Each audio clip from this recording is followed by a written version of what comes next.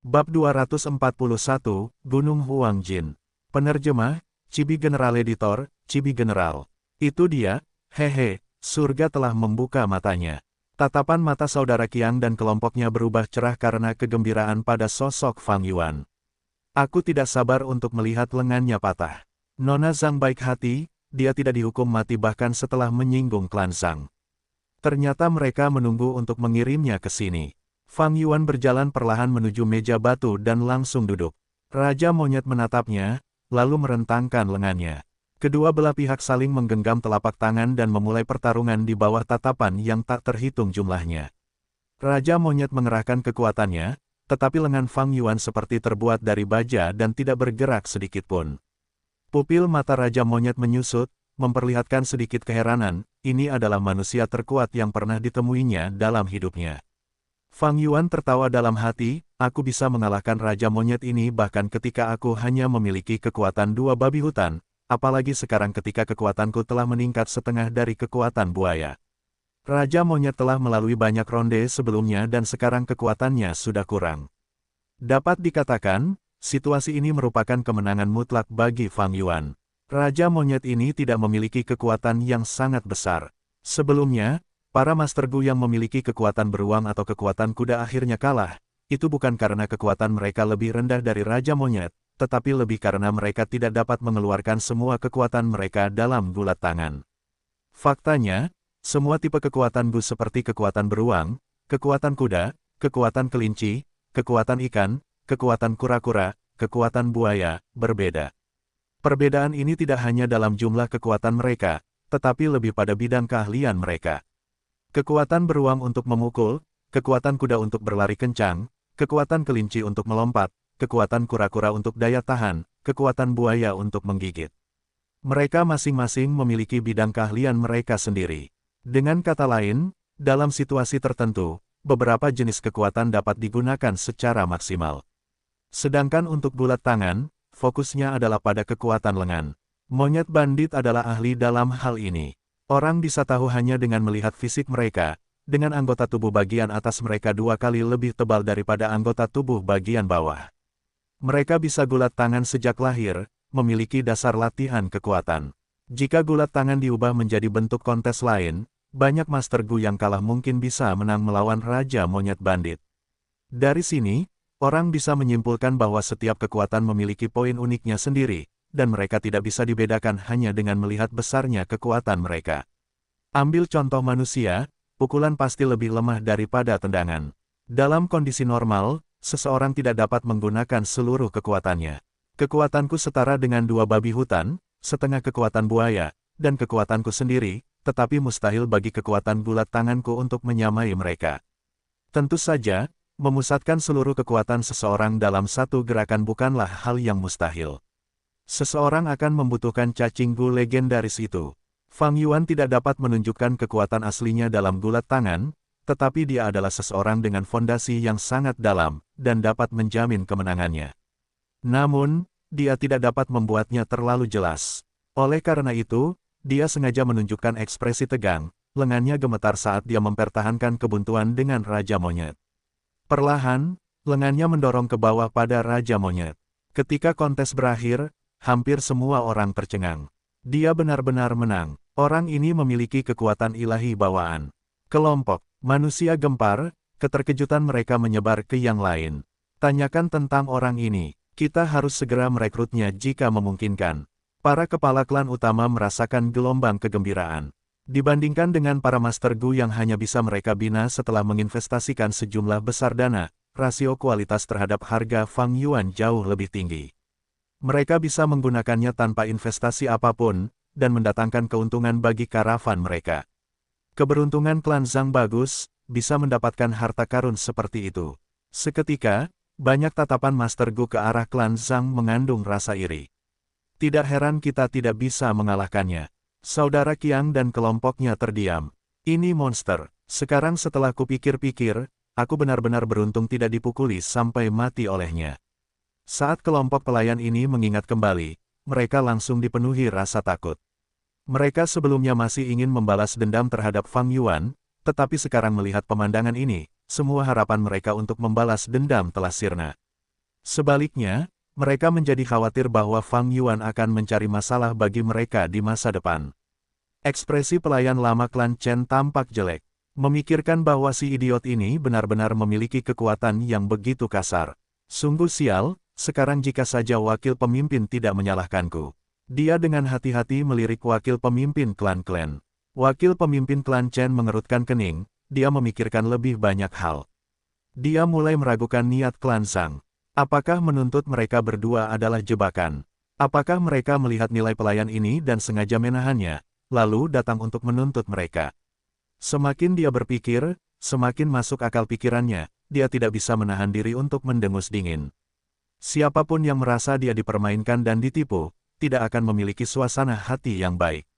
Namun kesalahan sudah terlanjur dilakukan, dia hanya bisa mencubit hidungnya dan menanggung kesialan ini. Apakah aku salah lihat? Pelayan perempuan Xiao Dai menutup mulutnya, dia tidak bisa berkata apa-apa dengan hasil ini. Kekhawatiran menghilang dari wajah Sang Xinqi, dan digantikan oleh senyuman. Ayo pergi. Zhang Zu melambaikan tangan pada pasukan untuk maju dengan tatapan mata yang rumit. Fang Yuan menang, membiarkan karavan klan Zhang melewati pos pemeriksaan ini. Fang Yuan menang 2 ronde berturut-turut, karavan klan Zhang mampu melewati sebagian besar jalan setapak. Pada ronde ketiga, Fang Yuan sengaja kalah untuk mempertahankan penyamarannya, sehingga banyak barang diambil dari kereta klan Zhang. Meski begitu, penampilan Fang Yuan sudah cukup untuk membuat orang lain melihatnya dengan cara yang sama sekali baru. Dia menerima sambutan hangat kembali di karavan. Nona Zhang, aku telah menyelesaikan misiku. Dia menangkupkan tangannya ke arah Sang Xinqi. Mata indah Sang Xinqi berbinar saat dia mengamati Fang Yuan lagi, dan berkata dengan suara lembut, ibu saya berkata untuk tidak pernah menilai orang dari penampilannya, dan hei itu, Anda telah memberi saya contoh nyata. Saya benar-benar berterima kasih kepada Anda, ini 150 batu purba sebagai ucapan terima kasih saya kepada Anda. 150 batu purba. Gadis pelayan Xiao Dai terkejut, Nona, apa yang Anda lakukan memberinya begitu banyak? Fang Yuan mundur selangkah dan dengan tegas menolak, Nona, saya melakukannya untuk membalas kebaikan Anda dan bukan untuk batu purba ini. Tolong ambil kembali, saya tidak dapat menerima hadiah ini. Xiao Dai segera setuju, Nona, lihat dia tidak menginginkannya, lebih baik Anda menyimpannya. Namun, Sang Xinqi bersikeras, ini bukan hadiah, tetapi hadiah terima kasih saya kepada Anda. Fang Yuan menunjukkan ekspresi yang benar dan berkata dengan nada serius, jangankan 150 batu purba ini, bahkan jika itu 1000 batu purba, aku tidak menginginkannya. Nona Zhang, aku mungkin hanya manusia biasa, tetapi tolong jangan mempermalukanku. Ini, Sang Xinqi tidak berdaya menghadapi ucapan seperti itu dan hanya bisa mengembalikan batu purba itu. Kau tahu bagaimana bersikap bijaksana. Xiao Dai melengkungkan mulutnya, Zhang Zu tetap diam, tatapannya berubah lebih rumit. Bakti untuk membalas nyawa sulit untuk dibalas. Tolong biarkan aku menggunakan kekuatanku untukmu. Fang Yuan menangkupkan tangannya. Ada banyak kelompok monyet di Gunung Monyet Bandit dan sesekali di sepanjang rute perdagangan, akan ada beberapa kelompok monyet yang akan menduduki daerah itu dan mendirikan pos pemeriksaan. Fang Yuan berulang kali pergi untuk bersaing dengan mereka, dan di bawah penampilannya yang disengaja, dia kalah beberapa dan menang beberapa. Kafilah bergerak dan berhenti terus-menerus, menghabiskan lebih dari 20 hari di Gunung Monyet Bandit sebelum mereka keluar dari gunung tinggi ini. Barang-barang di karavan telah berkurang hampir setengahnya sekarang. Suasana hati tidak dapat dihindari menjadi suram. Klan Zhang adalah satu-satunya yang senang. Karena kekuatan Fang Yuan, kerugian mereka jauh lebih sedikit dari perkiraan mereka sebelumnya. Fang Yuan menjadi terkenal dan banyak klan mengirim pelayan mereka untuk mengunjunginya. Mereka semua ingin merekrut Fang Yuan dan memberikan persyaratan yang menarik, tetapi Fang Yuan menolak semuanya dan tetap bersama klan Zhang. Kau punya hati nurani, nak. Kau tidak menyia-nyiakan kebaikan Nona. Sikap Xiao Dai terhadap Fang Yuan telah berubah. Gadis pelayan ini mengatakan apapun yang ada di pikirannya dan tidak cerdik, tetapi apapun sikapnya, itu tidak pernah ada dalam pertimbangan Fang Yuan. Fang Yuan hanya peduli pada Sang Xinqi dan pengawalnya Zhang Su. Sang Xinqi lembut dan baik hati, tetapi juga sangat cerdas. Master Gu Zhang Zu sangat berpengalaman dan bijaksana. Fang Yuan bahkan merasa bahwa Zhang Zu sudah mulai mencurigainya. Secara pribadi, Bai Ningbing juga mengingatkan Fang Yuan, menolak 150 batu purba itu adalah sebuah kesalahan. Dengan identitasmu saat ini, bagaimana mungkin hatimu tidak tergerak oleh jumlah yang begitu besar? Demi kehati-hatian, kita harus berhenti berkultivasi untuk beberapa saat untuk berjaga-jaga terhadap penyelidikan rahasia Zhang Zu. Namun, Fang Yuan menolak saran ini dan tetap berkultivasi tanpa henti setiap malam. Bai Ningbing juga menurut. Dia bersikap acuh tak acuh terhadap identitasnya yang terungkap, pada kenyataannya, dia lebih rela melihat kekalahan Fang Yuan. Esensi purba perak salju memberikan bantuan yang sangat besar kepada Fang Yuan, kecepatan kultivasinya meningkat seolah-olah telah menumbuhkan sayap. Pada malam mereka secara resmi meninggalkan wilayah Gunung Fei Ho, Fang Yuan naik dari tahap awal peringkat 2 ke tahap menengah. Pada saat karavan yang lelah perjalanan tiba di kaki Gunung Huangjin, Fang Yuan telah selesai dengan kekuatan buaya Gu, kekuatannya secara permanen meningkat dengan kekuatan buaya. Gunung Huangjin memiliki banyak tambang emas. Tanahnya mengandung banyak emas, dan seseorang bahkan bisa memperoleh lusinan butiran emas jika mereka menyendok air dari aliran gunung dan menyaring sedimennya. Pada siang hari, ketika matahari bersinar di Gunung Huangjin, gunung itu sering memantulkan lapisan cahaya keemasan yang kabur. Pemandangan gunung yang dikelilingi oleh cahaya itu adalah keindahan yang luar biasa. Jika Gunung Huangjin ini ada di bumi, pasti akan ada pertarungan dan perang berdarah untuk memperebutkannya. Namun, di dunia ini, mata uang yang digunakan adalah batu purba, dan emas direduksi menjadi hanya jenis mineral logam. Penggunaan terbesarnya adalah sebagai bahan untuk memurnikan Gu. Ada dua klan yang berlokasi di Gunung Huangjin. Di sisi selatan gunung adalah desa Huang, dan di sisi utara adalah desa Jin. Gunung tidak dapat menampung dua harimau.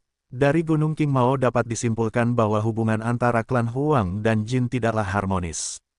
Kedatangan rombongan tentu saja disambut baik oleh kedua klan. Akan tetapi, pemberitahuan dari kedua klan pun datang, rombongan hanya dapat memilih satu klan. Jika mereka memilih klan Huang, mereka tidak dapat pergi ke klan Jin dan hal yang sama berlaku untuk yang sebaliknya. Ada banyak orang di rombongan dengan banyak hal yang harus dilakukan, sehingga selalu ada arus lalu lintas yang padat. Ada catatan terkenal tentang kedua klan yang saling menyerang dengan bantuan rombongan, sehingga mereka menetapkan perintah yang ketat. Para pemimpin rombongan memiliki pendapat yang berbeda tentang memilih klan mana yang akan dituju. Mereka memiliki kebutuhan dan pertimbangan mereka sendiri, sehingga setelah berdiskusi satu sama lain, pengelompokan rombongan ini terbagi menjadi dua, kedua kelompok akan pergi secara terpisah ke kedua klan. Tentu saja, mereka tidak dapat memasuki desa, sebagian besar pasukan hanya dapat ditempatkan di sekitar desa. Setelah masalah ini selesai, Zhang Zu secara diam-diam mencari Sang Xinqi. Aku telah menyelidiki secara diam-diam selama berhari-hari. He Itu dan Bai Yun sangat mencurigakan. Aku sarankan kita usir mereka dari kelompok kita.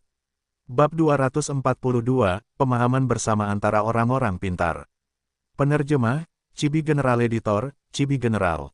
Mencurigakan, tatapan Sang Xinqi berkedip di bawah bulu matanya yang tebal.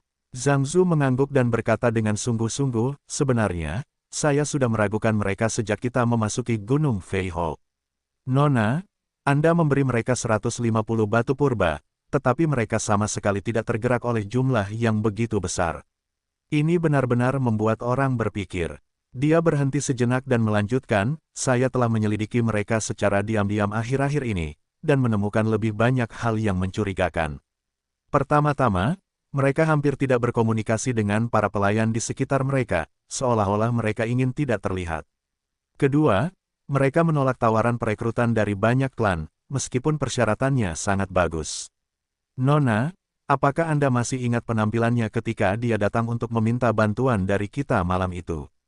He Itu, orang itu memiliki kekuatan yang sangat kuat, bagaimana dia bisa terluka oleh orang lain hingga menjadi seperti itu? Dan terakhir, dari pengamatan saya, rekannya mengenakan pakaian pria, tetapi sebenarnya seorang wanita. Perkemahan itu dipenuhi dengan keheningan. Setelah beberapa lama, Sang Xinqi tersenyum. Kekuatan yang dahsyat tidak berarti dia pasti bisa menang melawan orang lain, kan? Dua tinju tidak dapat menandingi 4 telapak tangan, He Itu terluka adalah hal yang biasa. Sebenarnya, Aku tahu tentang semua hal mencurigakan yang kau bicarakan. Zhang Zu sama sekali tidak terkejut, dia memahami Sang Xinqi dan tahu kecerdasannya. Nona, Sang Xinqi berkedip, wajahnya mengandung senyum lembut dan menawan. Paman Zhang Zu, kau sudah merasa terkekang selama berhari-hari, kan? Melihat bahwa aku tidak mengambil tindakan untuk mengatasi ini, kau datang untuk mengingatkanku hari ini. Zhang Zu tersenyum, aku tidak bisa menyembunyikan apapun darimu. Tapi mengapa kau masih menempatkan mereka di sisimu? Karena aku tidak merasakan niat jahat dari mereka. Mata Sang Xinqi bersinar dengan cahaya bijak, kami menjadi curiga terhadap mereka di Gunung Fei Hall, dan jika mereka tidak berdiri saat itu, kami tidak akan bisa merasakan kecurigaan apapun. Tapi, mengapa mereka masih mengambil risiko, bukankah itu untuk membantuku? Ini, jika mereka menyembunyikan rencana jahat, mereka pasti akan bersembunyi dan menonton pertunjukan dari samping, kan? Atau mungkin menerima 150 batu purba itu. Tapi mereka tidak melakukannya. Ketika He itu berkata bahwa dia membalas kebaikanku, ekspresinya tulus dan aku bisa tahu bahwa dia mengatakan yang sebenarnya. Dia benar-benar ingin membalas kebaikan ini, kata Sang Xinqi. Zhang Zu terdiam cukup lama, tapi mereka tidak sederhana, mereka pasti punya rahasia. Senyum mengembang di wajah Sang Xinqi seperti bunga, setiap orang punya rahasia, aku juga punya. Apakah punya rahasia membuat seseorang menjadi orang jahat? Dunia ini cerah. Sebagai seseorang yang tahu cara membalas kebaikan, pasti ada batas seberapa jahatnya dia, kan? Mungkin memang begitu, tetapi aku tidak bisa tidak bertanya-tanya apa motif mereka. Mungkin mereka sedang merencanakan sesuatu. Tunggu, aku tahu, mereka pasti kaki tangan beberapa bandit. Mereka bergabung dengan karavan dan berencana merampoknya dengan bekerja sama dengan tokoh-tokoh jalan setan.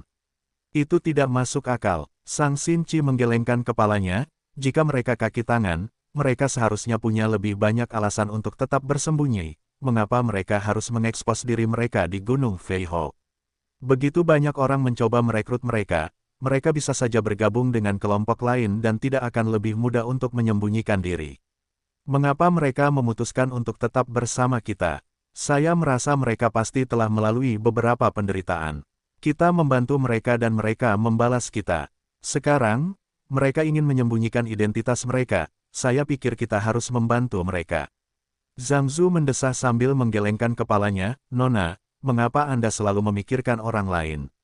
Kita harus tahu untuk waspada terhadap orang lain. Paman Zhang Zu, Sang Xinqi berkata, jika kita benar-benar dirampok, tolong jangan pergi berperang untuk melindungi barang-barang itu. Jika barang-barang itu hilang, maka hilanglah, itu bukan masalah besar. Permintaan terakhir ibu saya adalah agar saya membawa sebuah token kepada seseorang di kota Klansang.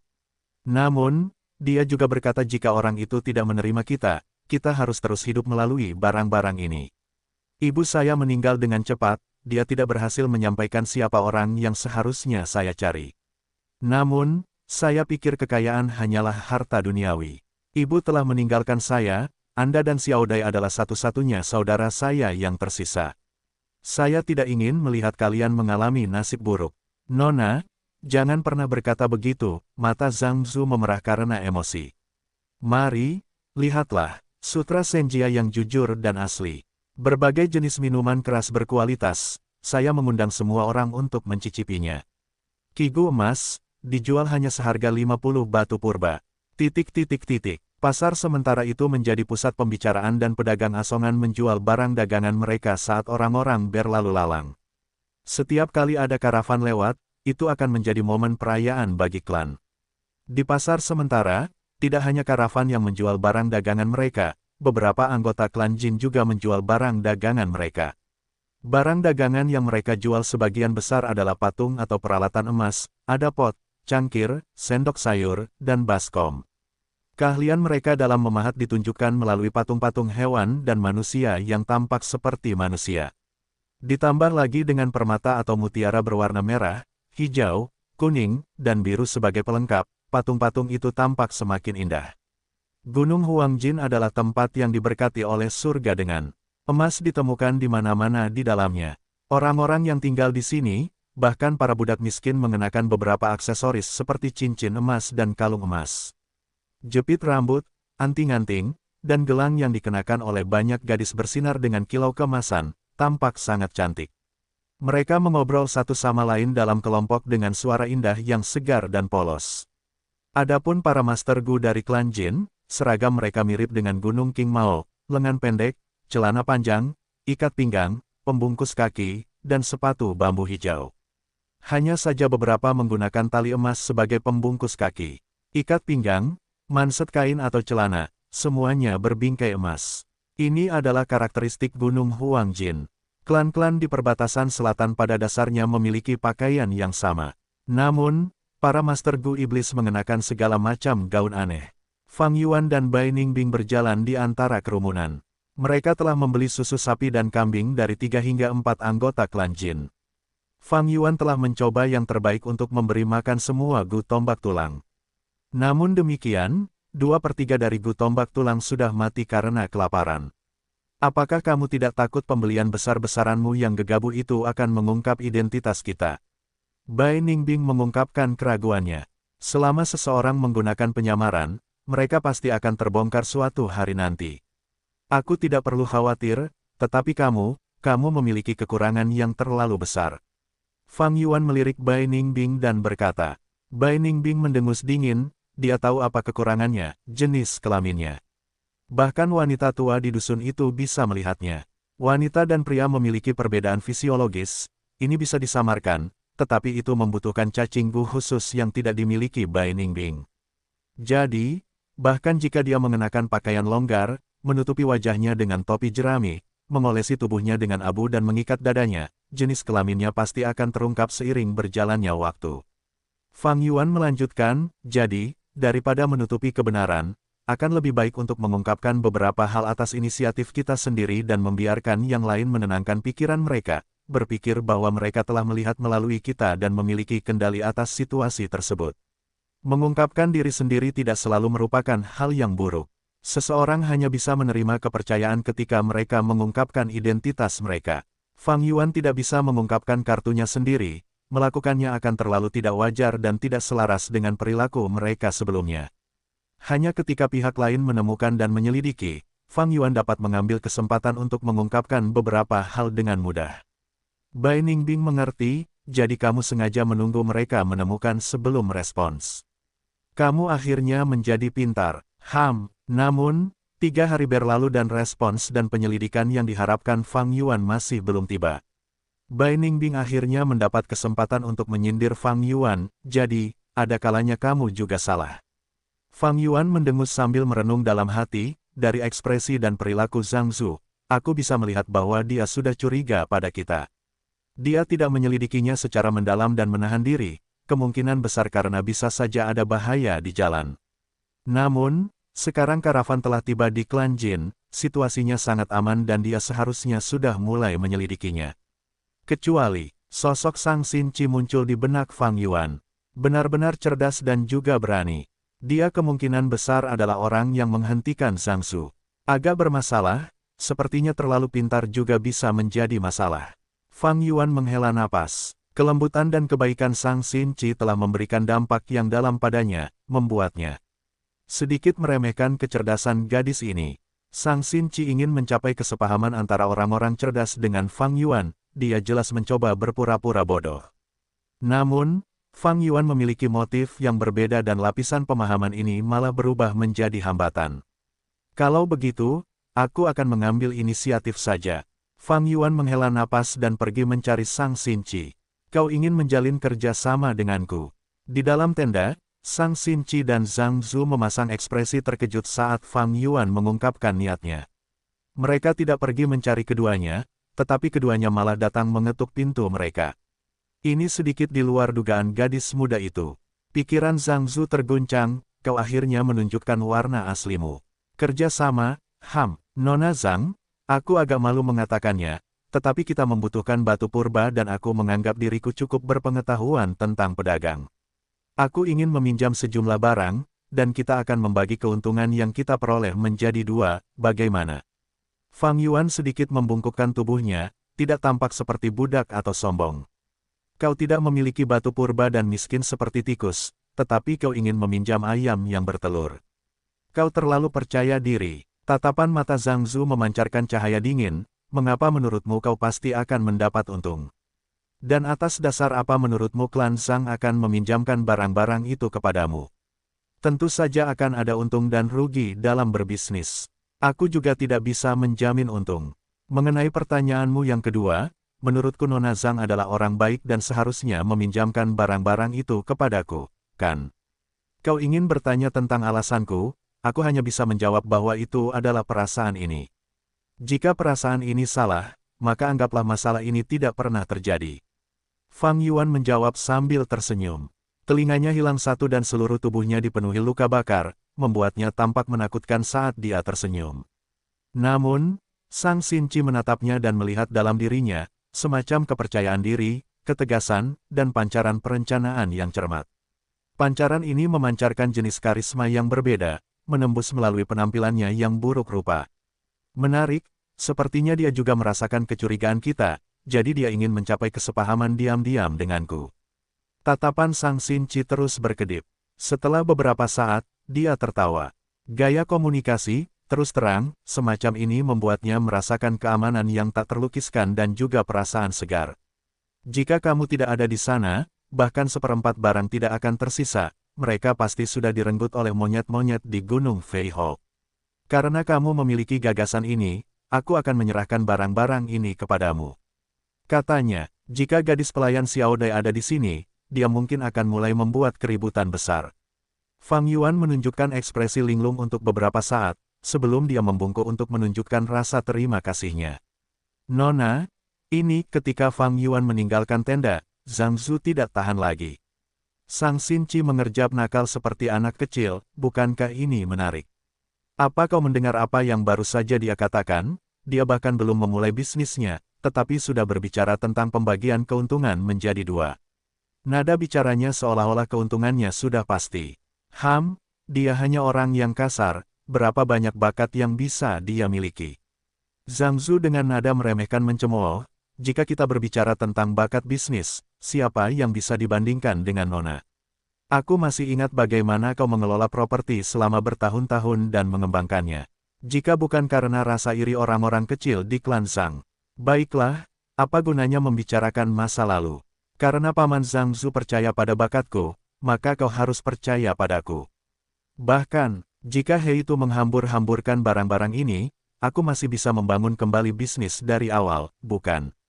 Kata Sang Xinci. Tentu saja, kata Zhang Zu tanpa ragu. Bab 243, manfaat yang diberikan kepada diri sendiri. Penerjemah, Cibi General Editor, Cibi General. Ada begitu banyak barang, harganya tidak akan murah. Butuh setidaknya 50.000 batu purba. Gu Master Klan Jin menatap Fang Yuan dengan curiga. Setelah mendapat persetujuan dari Sang Xinci, Fang Yuan segera menemukan beberapa Gu Master Klan Jin. Ini sudah yang keenam. Aku tidak punya batu purba. Fang Yuan menggelengkan kepalanya, tapi aku bisa menggunakan barangku untuk menukarnya dengan milikmu.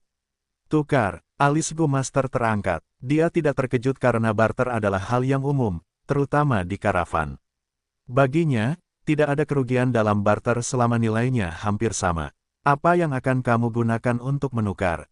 Fang Yuan segera membawanya ke barang-barang itu. Gu Master Klan Jin mengerutkan kening, barangmu lebih murah daripada milikku.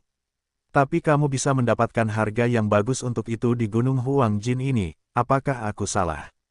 Fang Yuan tertawa. Master Gu Klan Jin mengerutkan kening lebih dalam, jika harganya ditetapkan terlalu tinggi, kita tidak akan bisa menjualnya.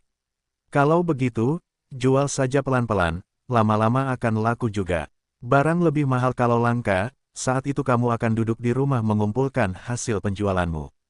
Fang Yuan tersenyum. Master Gu tertawa, alasan dia banyak bicara hanya untuk menurunkan harga, hatinya sudah tergerak sejak lama. Kamu sama sekali tidak buruk. Sebagai manusia biasa, kamu tidak sombong atau rendah hati. Aku punya 3 toko, apakah kamu tertarik bekerja untukku? Aku bisa memberimu posisi penjaga toko. Gajimu juga bisa didiskusikan lebih lanjut. Master Gu menepuk bahu Fang Yuan.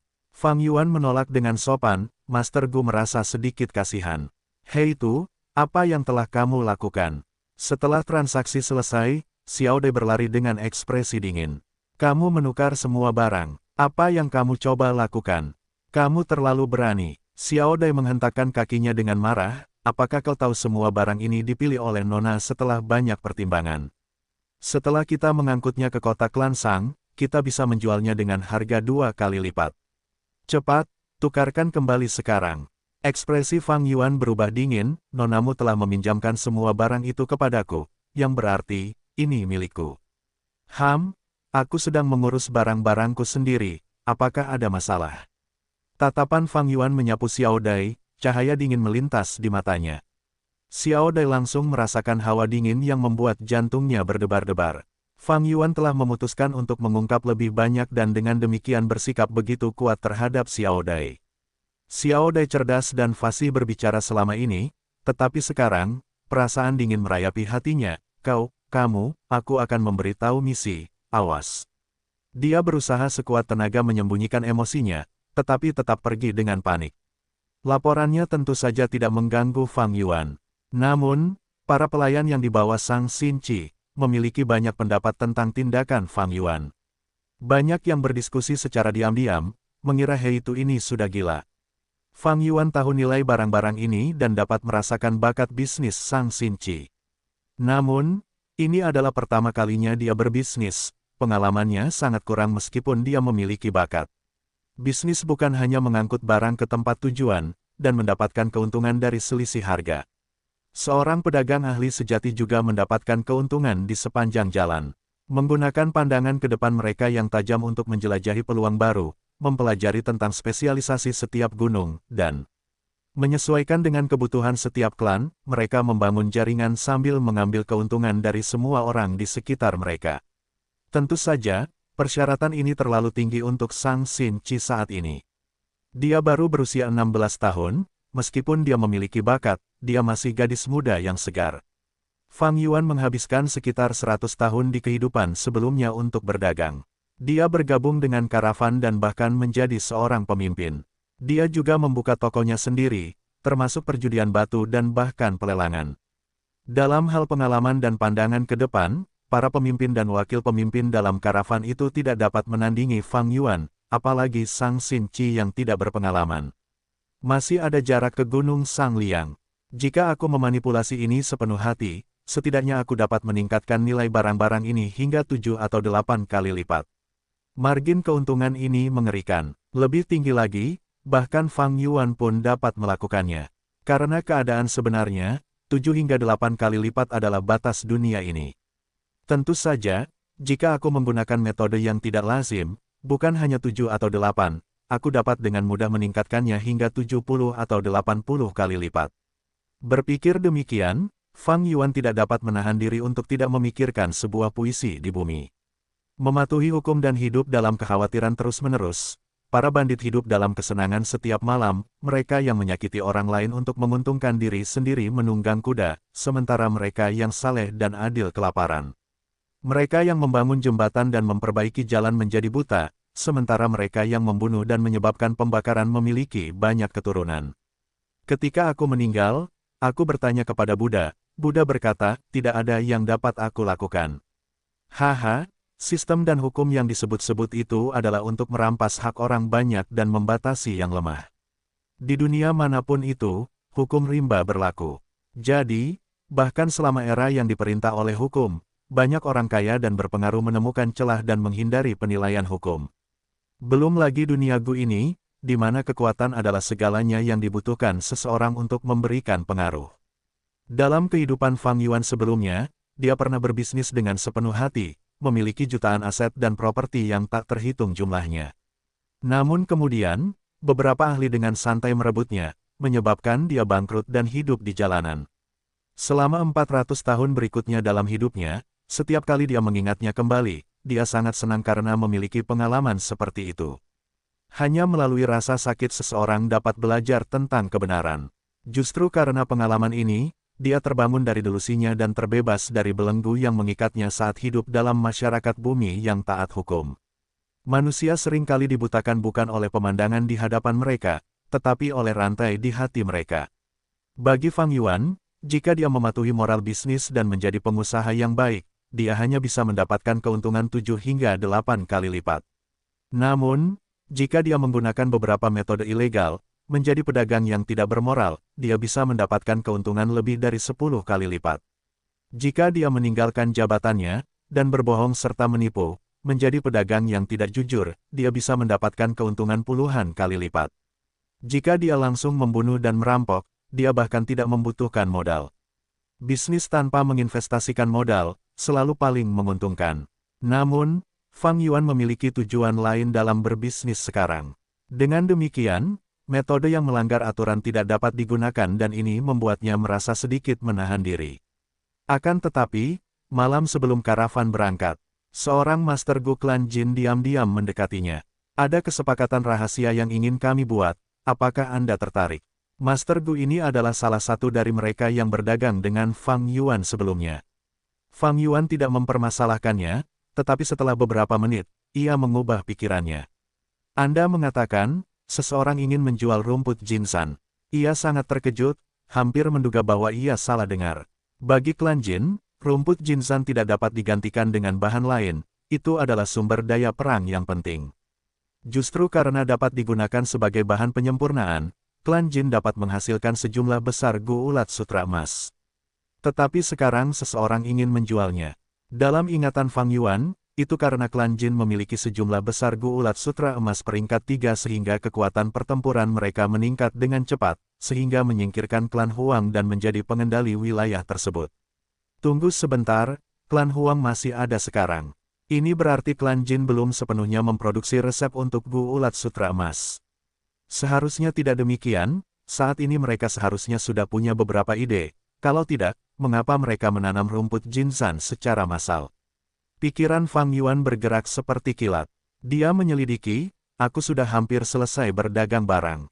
Rumput Jinsan adalah bahan yang tidak populer, meskipun langka, orang-orang tidak membutuhkannya. Melihat Fang Yuan menolak, Master Gu panik, harganya bisa didiskusikan lebih lanjut, mengapa kita tidak membicarakannya dengan baik? Tatapan Fang Yuan berbinar, melihat pihak lain sangat cemas, dia mulai menurunkan harga. Setelah tawar-menawar yang intens, harga rumput Jinsan telah turun ke tingkat yang mengerikan. Wajah Gu Master memucat, ekspresinya berubah jelek dan nadanya menjadi kesal. Kau menang, kita akan lakukan dengan harga ini, bisakah kita selesaikan transaksi sekarang? Harga ini sangat rendah, bahkan lebih rendah dari biaya pemeliharaan rumput Jinsan. Jika mereka menjualnya, mereka benar-benar merugi. Gu Master Klan Jin mengetahui hal ini, dan hatinya pun berdarah. Fang Yuan juga tahu ini adalah batasnya, tetapi dia tetap menggelengkan kepalanya, harga ini terlalu rendah, sejujurnya sikapmu membuatku merasa tidak yakin. Gu Master Klan Jin langsung meledak, kaulah yang menurunkan harga, sekarang kau merasa harganya terlalu rendah. Fang Yuan mengangkat bahu, kau sudah mengatakannya sebelumnya, ini adalah transaksi pribadi, tidak ada bukti kuat. Bagaimana jika kau menjual barang palsu kepadaku, siapa yang akan kutemukan? Kau tahu, karavan akan berangkat besok, saat itu bahkan jika aku merugi, aku tidak punya pilihan selain pergi. Kecurigaanmu benar, kemarahan Master Gu Klan Jin mereda, jangan khawatir tentang barang-barang itu pasti asli. Sejujurnya, ini dijual secara diam-diam oleh tuan muda kami. Mata Fang Yuan bersinar terang, dia akhirnya menerima beberapa informasi yang berguna. Dia berpura-pura terkejut, tuan mudamu mencurinya. Rumput Jinsan ini adalah tanaman yang disukai oleh pemimpin klan, sengaja ditanam di lahan seluas 3 hektar. Tapi kami tidak bisa berbuat apa-apa karena pemimpin klan kami memiliki minat yang unik.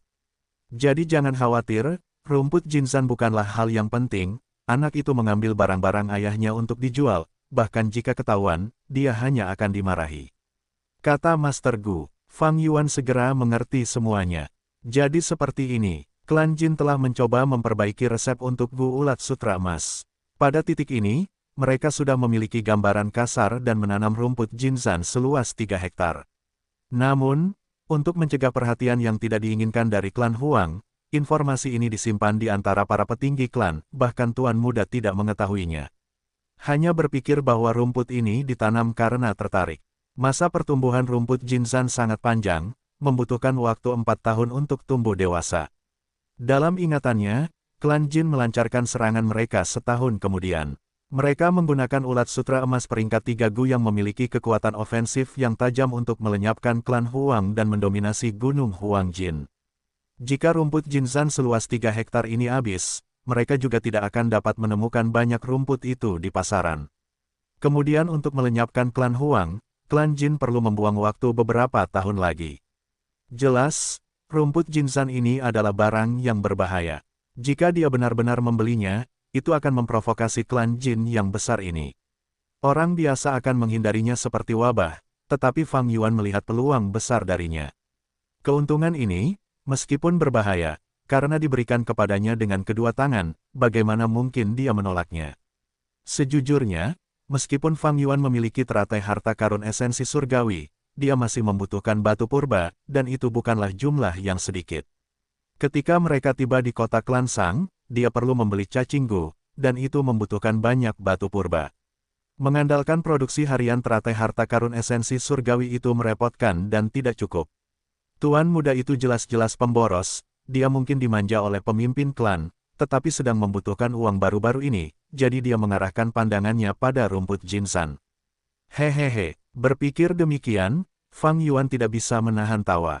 Jika dia mengambil keuntungan ini, tidak hanya akan membantu dalam pembelian cacing Gu, itu juga akan meninggalkan kesan yang mendalam pada Sang Xinci. Itu hanya membunuh dua burung dengan satu batu. Master Gu Klan Jin melihat senyum Fang Yuan, dan tertawa, jadi, kamu setuju? Tentu saja, Fang Yuan menatapnya, begitu kesepakatan ini berhasil, orang ini pasti akan mendapat masalah. Tapi apa hubungannya masalahnya denganku?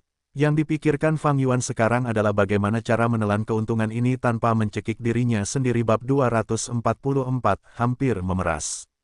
Penerjemah, Chibi General Editor, Chibi General. Fajar mulai menyingsing di timur, menampakkan sinar pertama. Udara dingin malam telah mengembun menjadi titik-titik embun di rerumputan dan dedaunan. Pasar sementara di klan Jin saat ini sedang dibongkar, tenda-tenda dikemas, karpet-karpet di kios-kios jalanan digulung dan barang-barang dikemas dalam tas.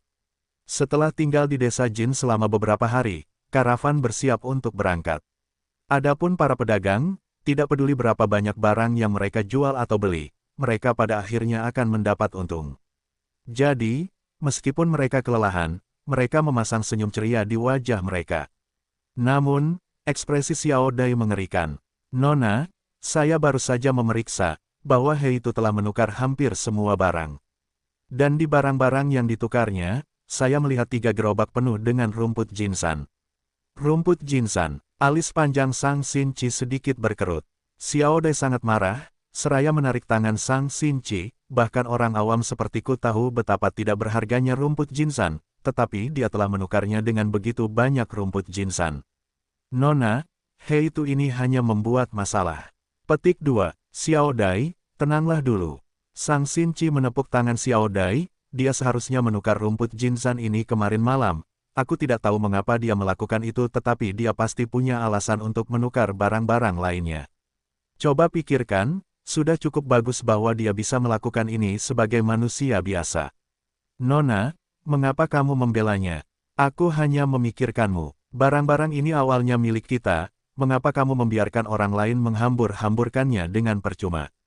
Yang terpenting, dia tidak bisa memberi kita kompensasi sama sekali. Tuan Zhangzu, tolong bujuk Nona. Xiao Dai cemberut. Zhangzu yang melihat dari samping, mendesah, Nona, Xiao Dai benar. Kami meminjamkan barang-barang kepadanya untuk mengujinya, tetapi sekarang setelah kami dapat melihat hasilnya, mengapa kami masih membiarkannya menyia-nyiakannya? Kami percaya pada kemampuan Anda, Nona, tetapi jika kami dapat mengurangi kerugian kami, mengapa kami tidak melakukannya? Itu juga akan mengurangi perjuangan kami saat kami mencapai kota klan Sang. Ini, Sang Xinci bergumam. Dia masih muda, matanya mulai menunjukkan tanda-tanda keraguan. Sebelumnya, dia merasa barang-barang yang ditukar oleh Fang Yuan baik-baik saja. Namun, rumput Jinzan ini, sangat rugi menukar begitu banyak rumput Jinzan.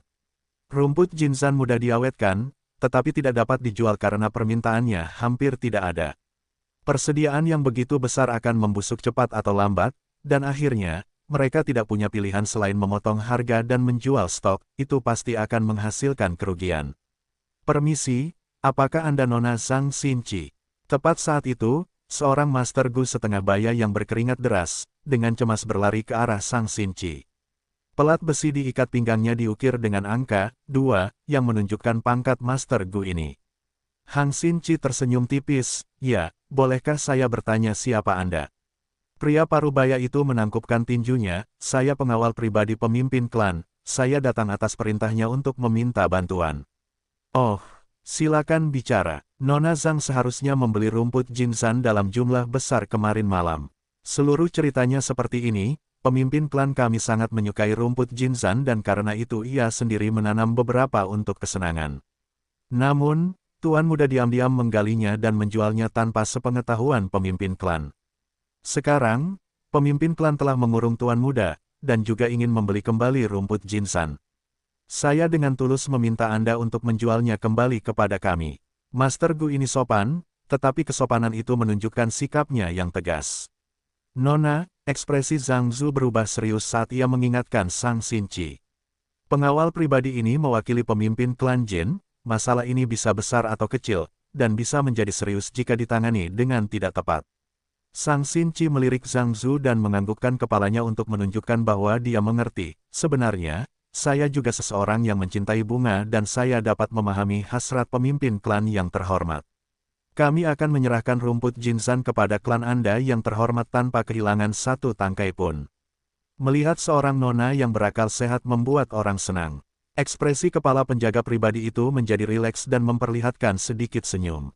Sang Xinqi melanjutkan, "Seorang bawahan saya bertanggung jawab atas transaksi ini. Saya akan memanggilnya. Fang Yuan sudah memperhatikan aktivitas di sini. Hei Tu, Anda dalam masalah. Nona memanggil Anda." Xiao Dai datang untuk memanggilnya. Fang Yuan segera muncul di depan pengawal pribadi itu, dan menangkupkan tinjunya, "Sayalah yang bertanggung jawab atas transaksi rumput Jinzan. Saya dengar pemimpin klan yang terhormat ingin membelinya kembali." Pengawal pribadi itu terkejut melihat pendatang baru itu ternyata seorang manusia biasa, wajahnya langsung menunjukkan sedikit penghinaan dan kesombongan. Dia mendengus, "Benar sekali. Manusia biasa, kau bisa santai saja. Pemimpin klan bangsawan baik hati dan bersedia menggunakan 3.000 batu purba untuk membeli kembali 3 kereta rumput Jinzan milikmu." Begitu banyak. Xiao Dai terdiam dan tatapannya menunjukkan kegembiraannya. Zhang Zu mengerutkan kening sebelum perlahan-lahan santai. 3.000 batu purba seharusnya menjadi harga pasar maksimum untuk rumput Jinzan, dan ini menunjukkan ketulusan pemimpin klan Jin. Namun, Fang Yuan menggelengkan kepalanya, "Rumput Jinzan sangat berharga. Hanya 3.000 batu purba untuk membelinya kembali, ini tampaknya tidak tulus, kan?" Pengawal pribadi itu langsung mengerutkan kening, "Apa? Harga yang kuberikan jauh lebih tinggi dari harga pasar maksimum rumput Jinzan. Manusia biasa, berapa harga yang kau bayar untuk membelinya?" Fang Yuan mengusap hidungnya, "Jangan bahas soal harga beli, kita semua pengusaha, tentu saja kita akan membeli dengan harga rendah dan menjual dengan harga tinggi. 3.000 batu purba terlalu sedikit, aku tidak akan menjualnya." "Kau," pengawal pribadi itu menggertakkan giginya, sebelum akhirnya menunjukkan 5 jarinya, "Baiklah, kalau begitu aku akan menaikkannya 5.000 batu purba." Mata Xiao Dai membelalak kaget, wajahnya mulai memerah karena kegembiraan saat dia melihat 5 jari pengawal pribadinya yang terentang. 5.000 batu purba, ini yang kau katakan, kau tidak bisa menariknya kembali." Dia hampir melompat kegirangan, dia tidak mengira situasinya akan berkembang seperti ini. Fang Yuan telah mendapat untung besar. Namun, Fang Yuan masih menggelengkan kepalanya. Ekspresi pengawal pribadi itu berubah dingin saat dia mengancam, "Manusia fana, tidakkah kau pikir kau serakah? Rumput Jinzan ini awalnya adalah barang milik klan kita. Kau menukarnya secara diam-diam yang mana sudah tidak diizinkan. Kau bahkan tidak memiliki bukti transaksi. Aku bahkan bisa mengatakan kau mencurinya secara diam-diam." Zhang Zu terkejut dengan kemarahan pengawal pribadi itu, dia menatap Fang Yuan, "Jual saja." Fang Yuan tertawa, "Kau yang menjualnya, aku yang membeli, ini adalah kesepakatan bersama. Terlebih lagi, tuan mudamu yang menjualnya kepadaku. Aku tidak bisa berbuat apa-apa jika kau bersikeras mengatakan aku yang mencurinya. Klan Jin sangat kaya dan berkuasa sehingga bisa menggertak yang lemah dan merampok barang-barang kita. Barang-barang itu ada di sana, mengapa kau tidak mengambilnya saja? Hanya saja sejauh yang aku tahu, bukan hanya aku yang membeli rumput Jinzan. Banyak orang lain yang memiliki bagiannya, apakah klan Jin akan merebut semua milik mereka juga? Fang Yuan sudah memperkirakan situasi ini, jadi dia hanya membeli sebagian besar kemarin malam. Sisa rumput Jinzan dijual kepada orang lain oleh Master Gu itu. Kau, pengawal pribadi itu marah, tetapi dia hanya bisa menggertakkan giginya atas pemerasan terang-terangan Fang Yuan. Dia menunjuk Fang Yuan, klanmu membeli paling banyak, dasar bocah nakal, kau ingin mempersulitku. Tentu saja tidak, aku hanya mencoba melakukan transaksi. Fang Yuan menangkupkan tangannya. Lupakan saja, aku akan menaruh 2.000 lagi, 7.000 batu purba. Manusia fana, bawa semua rumput Jinzan yang kau beli. Pengawal pribadi itu berteriak, hei itu, jual saja. Kita perlu memperhatikan keramahan saat berbisnis. Sang Xinchi tidak dapat menahan tekanan ini. Karena Nona sudah bicara, Fang Yuan menganggukkan kepalanya sebelum segera mengganti topik pembicaraan, kalau begitu aku akan mundur selangkah. 8.000 batu purba dan semua rumput Jinzan yang kumiliki adalah milikmu. Begitu kata-kata ini keluar, Sang Xinchi dan yang lainnya menjadi linglung. Pengawal pribadi itu kembali sadar, tidak dapat menahan amarahnya. Apa? Dasar bajingan. Namun, Fang Yuan tersenyum, bisnis adalah bisnis. Tolong jangan marah, Tuan Guru Gu. Sebenarnya, saya berpikir untuk menjualnya seharga 10.000 batu purba. Jika Tuan Guru Gu tidak dapat memutuskannya, bagaimana kalau saya berdiskusi dengan pemimpin klan Anda yang terhormat? Petik 2. Tidak perlu. Pengawal pribadi itu mengayunkan lengannya sambil menatap Fang Yuan dengan sangat jijik. Kamu, seorang manusia, kualifikasi apa yang kamu miliki untuk bertemu dengan tuan pemimpin klan? Bawa barangnya dengan cepat, manfaatkan orang lain saat mereka sedang terpuruk, aku akan mengingatmu.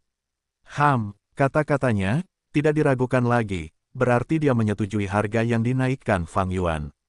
Keduanya menyelesaikan transaksi dalam beberapa saat.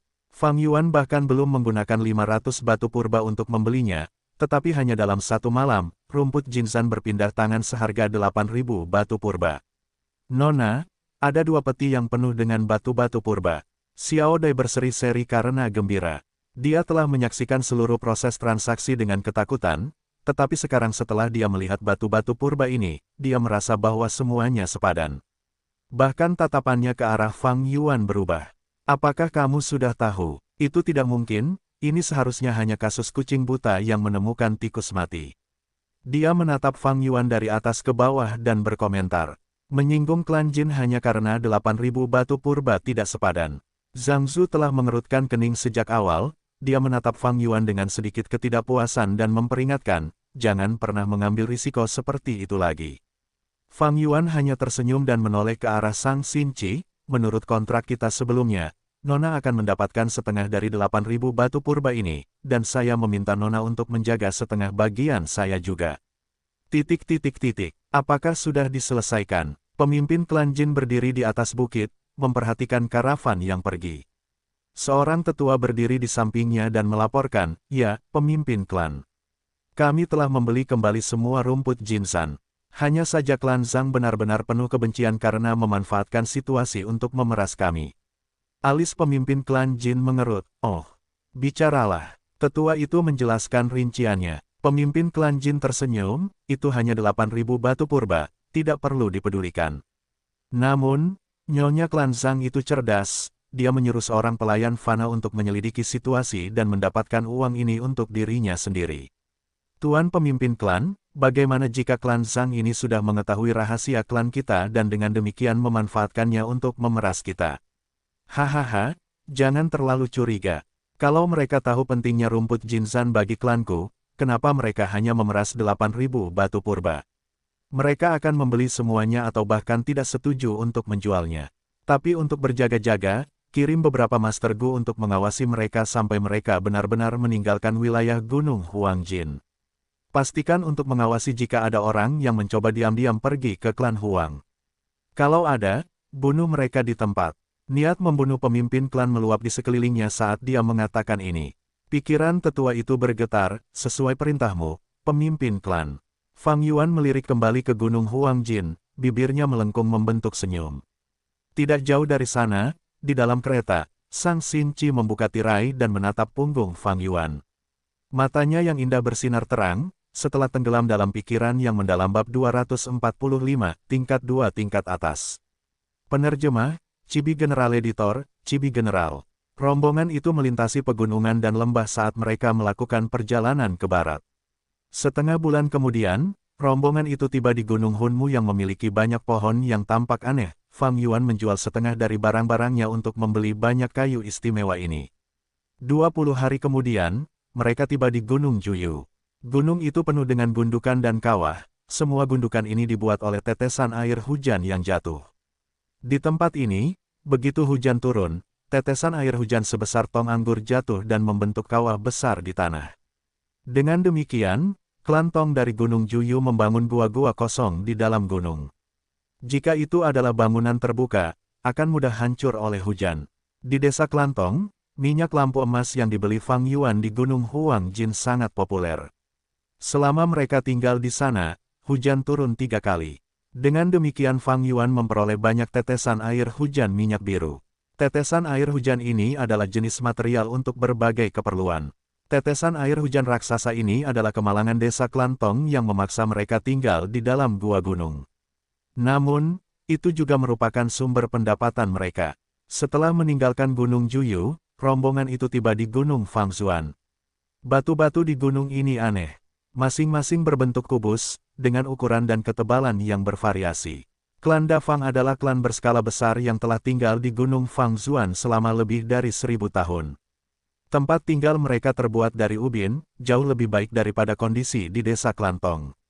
Tembok-tembok besar yang tinggi dibangun di sekitar desa, dan di dalam tembok terdapat menara pertahanan, sementara di luar tembok terdapat kotak-kotak pil. Fang Yuan ingat bahwa di klan Dafang, ada seorang tetua eksentrik yang menyukai ukiran kayu. Setelah menghubunginya, semua kayu jiwa aneh dan menyeramkan yang dikumpulkannya di Gunung Hunmu dijual kepada tetua klan ini. Sama seperti ini, dalam perjalanan ini, dengan manipulasi Fang Yuan, barang-barangnya bertambah dan berkurang pada waktu-waktu tertentu, tetapi setiap kali ada perubahan, ia memperoleh banyak keuntungan. Begitu ia melakukan ini berkali-kali, tentu saja hal itu menarik perhatian orang-orang. Fang Yuan menyerahkan semuanya kepada Sang Xinci, dan rumor tentang bakat bisnisnya mulai beredar. Waktu berlalu dengan cepat, setelah melewati 4 desa lagi, rombongan itu perlahan mendekati Gunung Xiaoyue.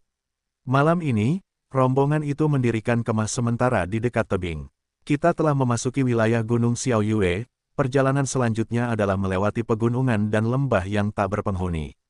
Cacing dan binatang buas berkeliaran bebas, dan bahkan tidak ada satu dusun pun. Mulai malam ini, semua orang harus memusatkan perhatian penuh pada lingkungan sekitar. Pemimpin klan Jia memberi instruksi. Di dalam tenda, banyak wakil pemimpin mengangguk setuju. Mata Sang Xinci bersinar terang. Ini adalah segmen rute kafilah yang paling berbahaya. Setelah melewatinya, mereka akan mencapai Gunung Suelei, dan setelah itu, mereka harus melewati beberapa desa klan lagi, sebelum mencapai kota klan Sang di Gunung Sangliang. Baiklah, selanjutnya kita akan menetapkan langkah-langkah pertahanan kita. Pemimpin klan Jia melanjutkan. 1 jam kemudian, diskusi berakhir dan semua orang meninggalkan tenda. Zhang Zhu segera datang, Nona, makan malam sudah disiapkan. Apakah kita mengundang Heitu dan Bai Yun untuk makan bersama lagi? Tentu saja, Sang Xinci mengangguk, saya harus bertanya kepadanya tentang pengalamannya dalam berdagang selama jamuan makan. Beberapa hari ini, pendapatan Fang Yuan jauh melebihi kerugiannya, menghasilkan 5 hingga 6 kali lipat keuntungan setelah beberapa kali berdagang. Hal ini menyebabkan Sang Xinci, Zhang Zhu dan Xiao Dai, yang mengetahui kebenarannya, memandangnya dengan cara yang berbeda. Menurut perjanjian, Fang Yuan memberikan setengah dari pendapatannya kepada Sang Xinci, tetapi baginya, batu-batu purba ini tidak dapat dibandingkan dengan pengalaman dan pemahaman bisnisnya. Dia tidak memiliki bakat kultivasi, dan sebagai manusia biasa, berbisnis adalah kemampuannya yang paling membanggakan. Namun, dalam aspek yang membuatnya bangga pada dirinya sendiri, Fang Yuan menunjukkan kekuatan yang tidak dapat dipungkirinya jauh lebih unggul darinya. Banyak keputusan yang tampaknya tidak masuk akal memberikan hasil yang mengejutkan setelah kesepakatan itu selesai. Sang Xinchi bukanlah seseorang yang akan menyerah pada dirinya sendiri, dan setelah mengetahui perbedaan kemampuan ini, dia mengundangnya ke jamuan makan malam setiap hari. Beberapa kata nasihat dari Fang Yuan dapat sangat bermanfaat baginya. Bakatnya dalam berbisnis luar biasa dan dia menyerap pengetahuan itu seperti spons, tumbuh dengan cepat. Semakin dia berinteraksi dengan Fang Yuan, semakin dia mengaguminya. Nona, Anda harus berhati-hati. Keduanya jelas memiliki kisah mereka sendiri, mereka bukan orang biasa. Zhang Zu mendesak khawatir, dia takut Sang Xinchi semakin tenggelam dalam hal ini. Jangan khawatir, Paman Zhang Zu, saya tahu apa yang saya lakukan. Sang Xinchi memang cerdas dan pintar, dia tidak pernah berbicara dengan Fang Yuan tentang hal-hal di luar bisnis. Dia tahu apa yang bisa dikatakan dan apa yang tidak bisa dikatakan, tidak pernah mencoba menyelidiki lebih jauh dari yang seharusnya. Dia merasa bahwa Fang Yuan dan Bai Ningbing mungkin misterius, tetapi mereka tidak berbahaya. Fang Yuan menggunakan teknik yang tepat dalam perdagangan bisnisnya, dan dia tidak menarik kembali kata-katanya, membagi setengah dari keuntungan dengan Sang Xinchi. Tanpa disadari, perilaku seperti itu membuat Sang Xinchi merasa sangat yakin. Namun, Fang Yuan tidak menerima undangan untuk jamuan makan kali ini. Hari ini aku merasa sedikit lelah, aku tidak akan pergi. Dia melambaikan tangannya pada Xiao Dai yang datang untuk mengundangnya. Fang Yuan tidak menerima setiap undangan dari Sang Xinchi, biasanya hanya menerima 1 dari 3 undangan. Xiao Dai cemberut sambil menatap Fang Yuan dengan enggan, bergumam pelan dan pergi. Sebelumnya ketika Fang Yuan menolak undangannya, Xiao Dai membuat keributan beberapa kali, merasa marah pada nonanya. Namun semakin banyak yang diperoleh Fang Yuan, semakin berubah pula sikap Xiao Dai, dari marah menjadi akomodatif dan tidak berdaya. Tidak peduli di dunia mana, pada tingkat masyarakat apapun, kekuatanlah yang mendapatkan rasa hormat. Fang Yuan menutup tenda, Bai Ningbing sudah duduk di salah satu tempat tidur. Dalam kegelapan, mata birunya bersinar sedikit. Ketika Fang Yuan pertama kali menolak Xiao Dai, dia masih sedikit terkejut, tetapi setelah beberapa kali, Bai Ningbing menemukan kecemerlangan tindakan ini. Seperti kata pepatah, orang yang terlalu peduli dengan orang lain, menyembunyikan niat jahatnya. 1. Fang Yuan menolak undangan ini dan tidak menuruti Sang Xinchi, membuat gadis muda itu merasa bahwa dia tidak akan mendapatkan apapun darinya. Mari kita mulai. Fang Yuan juga duduk di tempat tidur dengan punggung menghadap Bai Ningbing. Bai Ningbing merentangkan kedua telapak tangannya dan meletakkannya di punggung Fang Yuan. 10% dari esensi purba perak saljunya mengalir melalui telapak tangannya ke tubuh Fang Yuan. Gu kesatuan daging tulang bersinar dengan cahaya hijau dan merah, mengubah esensi purba, 6% dari esensi purba perak salju memasuki lubang Fang Yuan. Cipratan, cipratan, cipratan. Pikiran Fang Yuan memasuki lubangnya dan menggunakan esensi purba ini untuk memelihara dinding lubangnya. Ketika dia berada di peringkat 1, lubangnya tidak dapat menahan dampak dari esensi purba perak salju, tetapi sekarang setelah dia berada di tingkat menengah peringkat 2, dinding lubangnya memiliki fondasi yang lebih kuat sekarang dan dapat menahannya. Hanya saja ini tidak dapat bertahan lama, dan dia perlu beristirahat sesekali. Gelombang cahaya pada dinding lubang terus mengalir. Cahaya putih semakin kuat saat beberapa area mulai mengembun. Jelas, Fang Yuan selangkah lagi dari tahap atas. Peringkat 2. Dengan pengalaman kultivasinya yang kaya, Fang Yuan memiliki sesuatu seperti pengukur dalam benaknya. Dia berencana untuk menerobos ke tahap atas peringkat 2 sekaligus. Waktu berlalu dan sudah larut malam. Lolongan. Tiba-tiba, lolongan Raja Serigala abu-abu terdengar. Lolongan itu memecah keheningan perkemahan, dan segera setelah itu, banyak serigala melolong menanggapi raja mereka. Serangan serigala, serangan serigala. Sialan, bangun. Kawanan serigala menyerang perkemahan.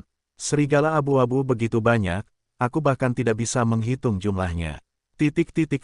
Banyak orang berteriak kaget, membangunkan semua orang di kamp, semua orang menjadi gusar. Hei, dengar volume ini, sepertinya kawanan serigala itu cukup besar. Bai Ningbing mendengarkan dan tertawa.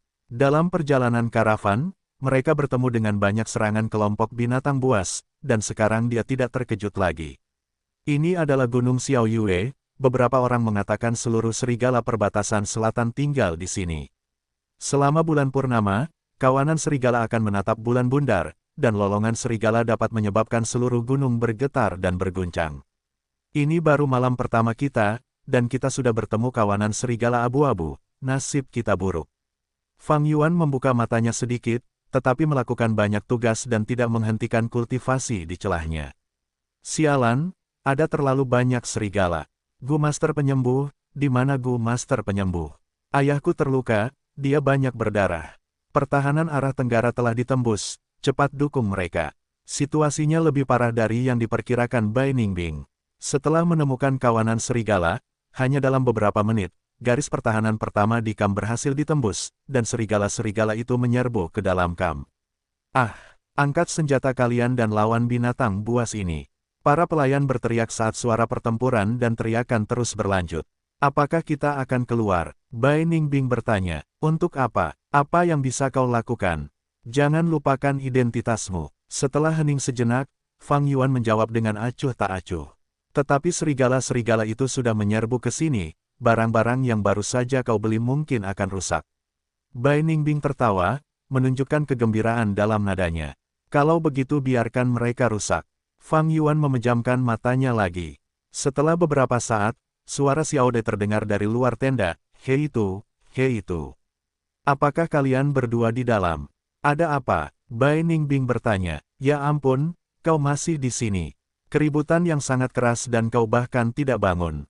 Banyak serigala abu-abu memasuki kamp, meskipun situasinya terkendali, mungkin ada beberapa serigala yang tertinggal. Nona memintamu untuk pergi, dengan Tuan Zhangzu untuk melindungi kita, itu akan lebih aman.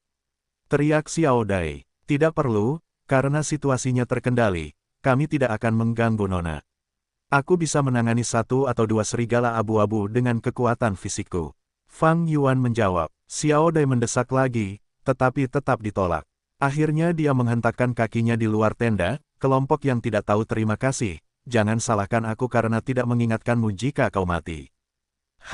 Setelah berkata demikian, dia buru-buru pergi.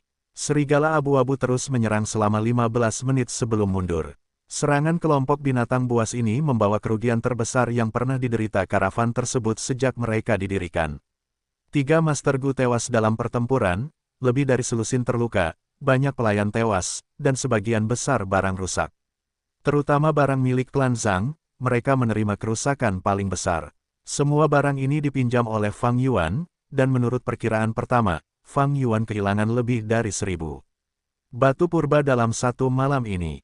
Ketika hari sudah siang, dan mereka menghitung kerugiannya, dia menunjukkan senyum pahit tetapi tidak mempermasalahkannya sama sekali.